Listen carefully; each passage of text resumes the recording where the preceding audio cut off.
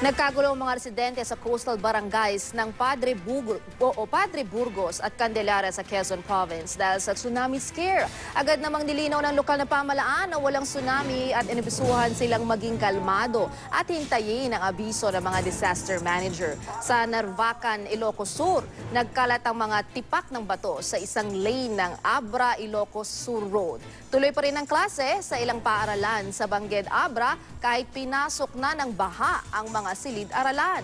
Dahil naman sa hanging habagat na hinahatak ng Bagyong Henry, bumigay ang pundasyon ng isang floating classroom sa Zamboanga City.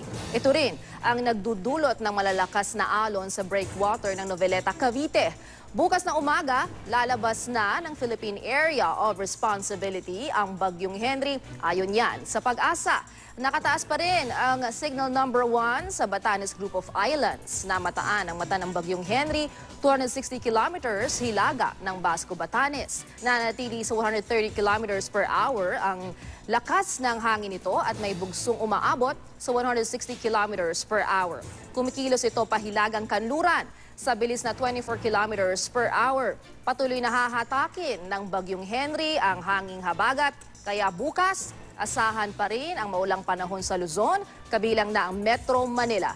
Isang bagong low pressure area naman ang binabantayan ng Pag-asa sa labas ng PAR. Namatay nito 1,250 kilometers silangan ng Visayas. Sa weekend ito, posibleng pumasok ng PAR.